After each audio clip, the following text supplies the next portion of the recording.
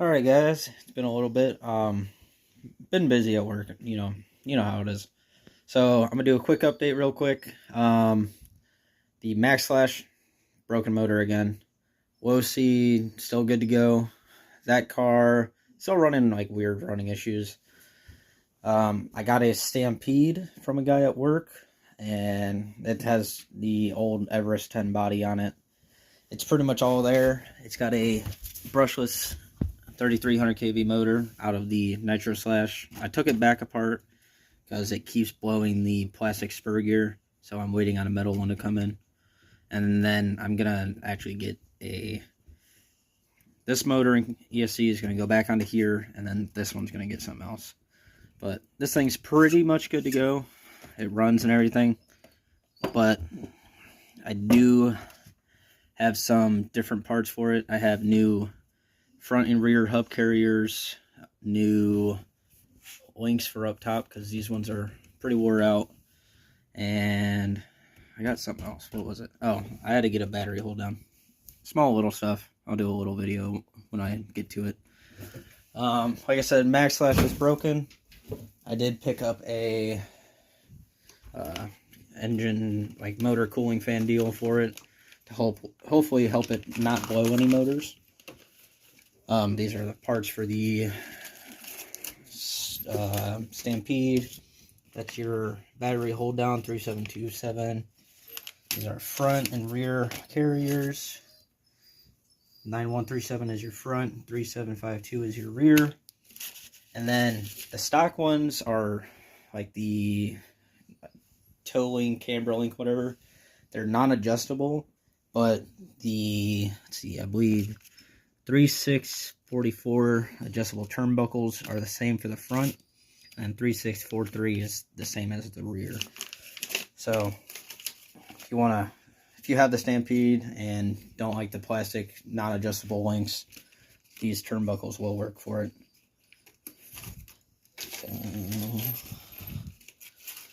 And then the other day I picked up a shelf. So I got all my batteries, and then like nickel metal down there, wheels, miscellaneous stuff, and then down under it's just gonna be whatever. Up top I have the next project I want to get done besides the Nitro Slash, but that can wait a bit. I do have the metal gears coming in for this. Hopefully they'll be here soon. But right now I'm just waiting on them. Everything's ready to go with it. I'm just waiting on gears, and then everything can be thrown back together. I do have to take the ends off of this or make something to work with the motor I have, because it has a Traxxas VXL 4S speed controller that takes the 6.5 mil connector, and I just need to convert.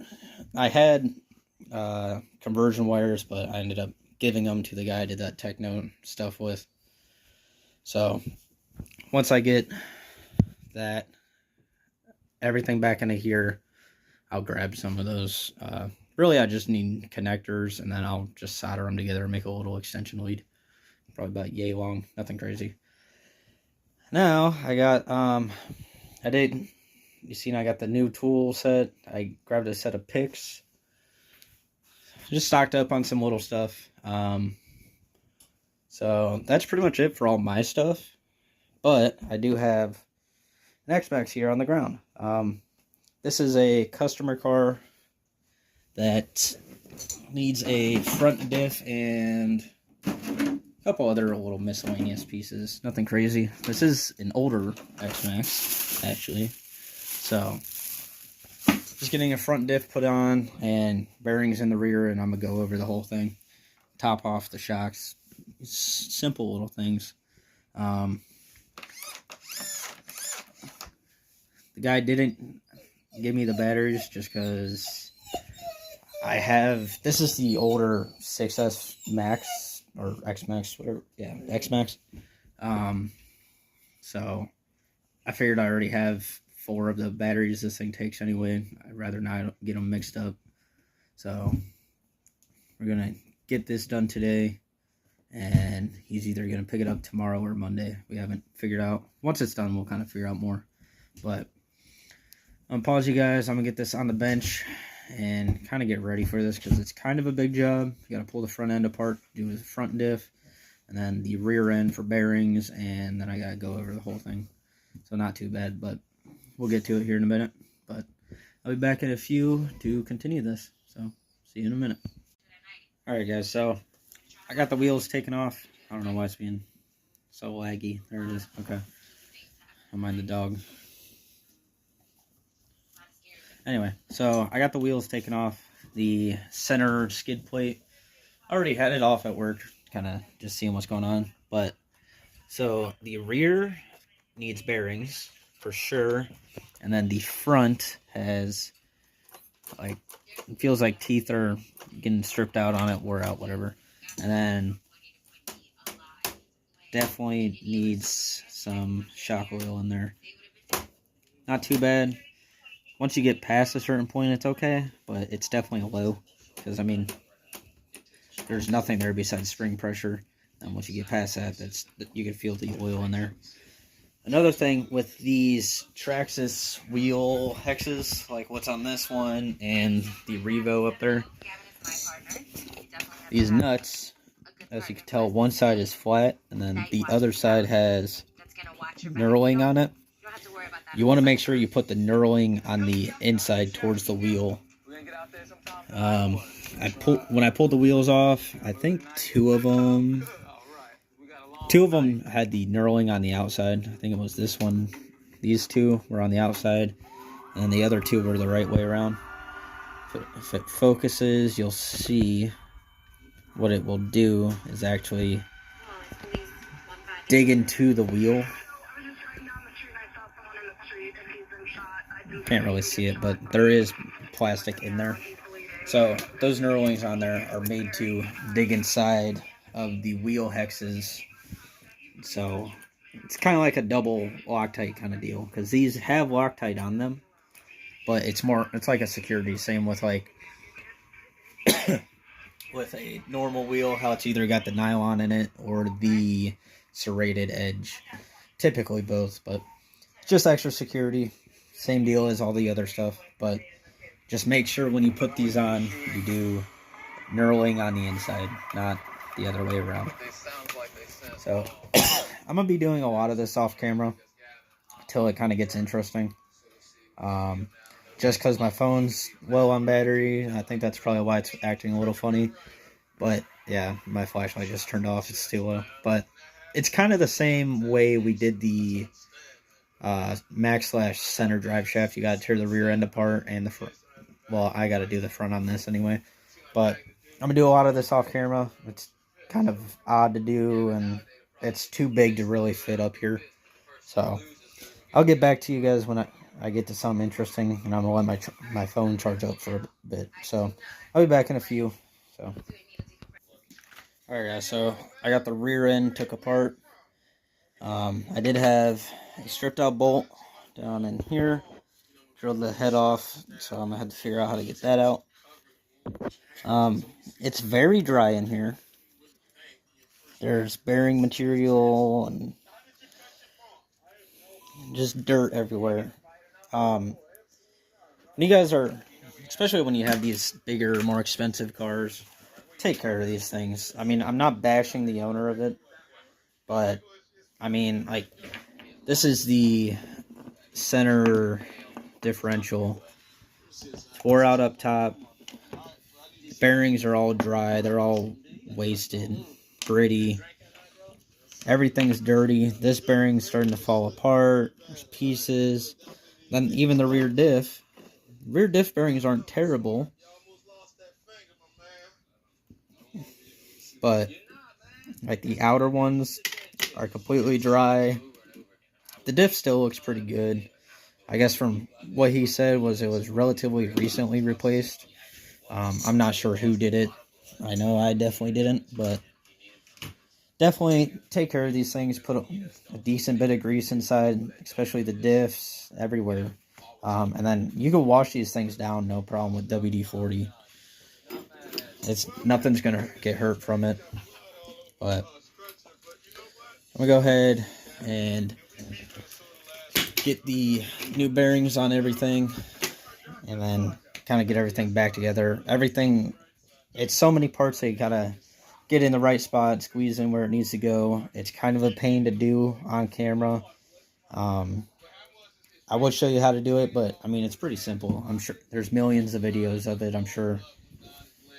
Pretty much, I'll do real quick. The easiest thing is from underneath, you take the 4 motor bolts out, the 4 bolts next to that from up top. They go through these holes here. Take those 2 out, or 4, 2 on each side. These 2 on each side. And then for the frame and the center shaft, or the center chassis brace underneath, take all that out and the whole thing should just slide apart. It's probably the easiest way to do it. I'm gonna have to do the exact same thing to the front. So when I go to slap it all together, I'm not gonna bother putting the front drive in, just because I had to do it on the front anyway. I may try and see if I could get to it without taking the whole front end apart. So maybe I might as well throw it in. But I'm gonna see if I could do it by just taking the front diff out, and we'll see. But definitely maintain your stuff, because this is pretty wild. I mean, look at all the hardware. Everything's crusty. Some of them are real close to getting rounded out. Just take care of your stuff. After you're done using it, clean it off, spray with WD-40, whatever you gotta do. But this is definitely a little on the crazy side. But I'm gonna get back to working on this, get that bolt out, and get everything ready to go in. Clean it all up and throw some grease in it. So I'll be back in a few. Alright guys, so I got it back together. I got the all new bearings, checked over everything. Everything is nice and tight in there now. No play. Somewhere I should have it. I might have tossed it out. Yeah, but the main bearings on the spur gear shaft that goes to the center diff and then to the rear end and the front end, the main bearings on those were completely busted and seized on there. So I was messing with the one bearing itself for at least 30 minutes just trying to get it off. I got that one screw out, put a new bolt in it. Well, it's one from the motor mount down here. I gotta get a bolt for here, which I should have in the container. So I'll put that on before I get the underside plate and everything. Well, the under skid plate, the centerpiece that's right there, it could go on, and then you could still get to the motor mount screws from there. So I'll put a bolt on before the guy picks it up. Not a big deal. Gonna go ahead and do the front now, which looks to be relatively the same sort of deal. I'm gonna see if I can just pop the front diff cover off and then try and get it that way. These diff cups are pretty wore out. You see it's got some wear marks in it. They ordered a set. When they come in, I'm gonna do them for them. But for right now, what I'm actually gonna do is I'm gonna turn them around the opposite way when I put them on the new diff, just so that way there's not as much slop on it. Like, if I turn it around the other way when it goes forward, it should already be at that stopping spot. Although these front ones might not matter too much just because of how much slop it is. So I'm gonna see if I can pop this off, which I guess I'll do a little bit on camera. Hopefully I don't have any issues with this one.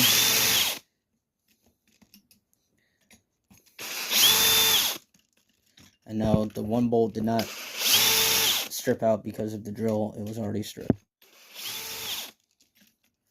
There goes that bolt. I'll find that one.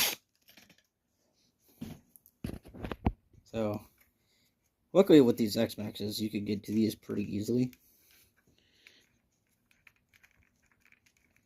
Hold on. Alright, I had to break it loose. So this one actually has decent oil in it. Bearings look alright. The main question is, how is the pinion gear, which hopefully I can get these things to come apart.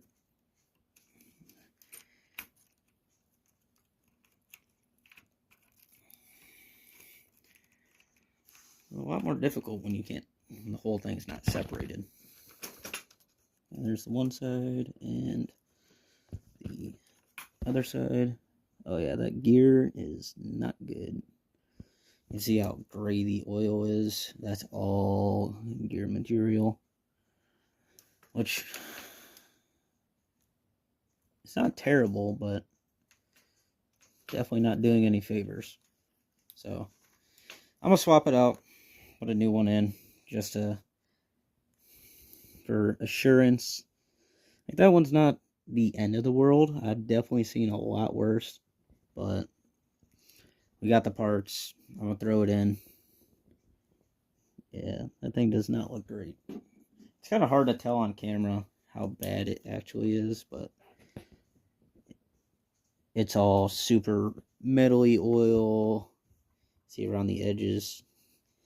It's not in great shape. So I'm gonna get this pulled apart. I'll show you once I have everything off, kind of how everything is, and we'll continue from there. So I'll be back here in a few.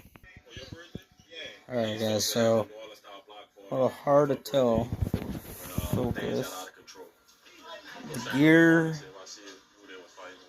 don't mind the paper towel on there, I just wiped it off, but the gear, the teeth on it are very thin, and then the actual gear on the diff it's not terrible, but they're definitely thin, and it's got some pitting, but nothing too crazy. And then you could really see and hear how dirty and sparkly the grease is in here. So I'm gonna get it all cleaned up, and ready to slap the new diff in. And then, yeah, get everything clean and get it ready to go together. So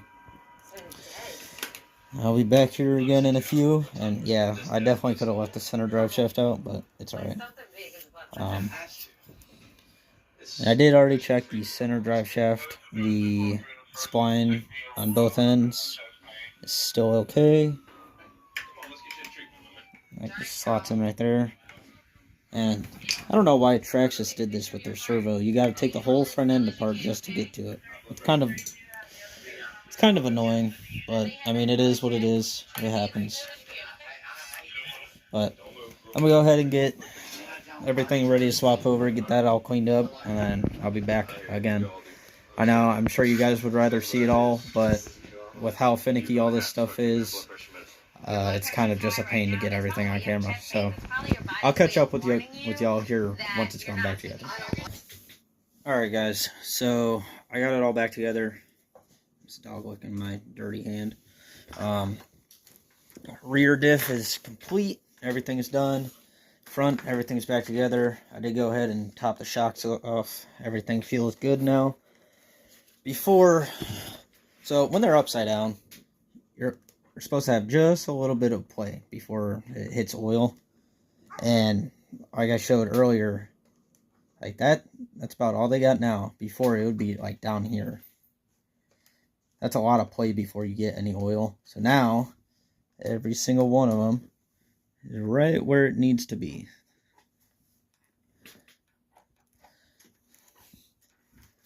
And then once you're driving the car and bouncing it around, it all gets mixed up anyway. So it kind of goes where it needs to be anyway. But they were super low. They were only like half full.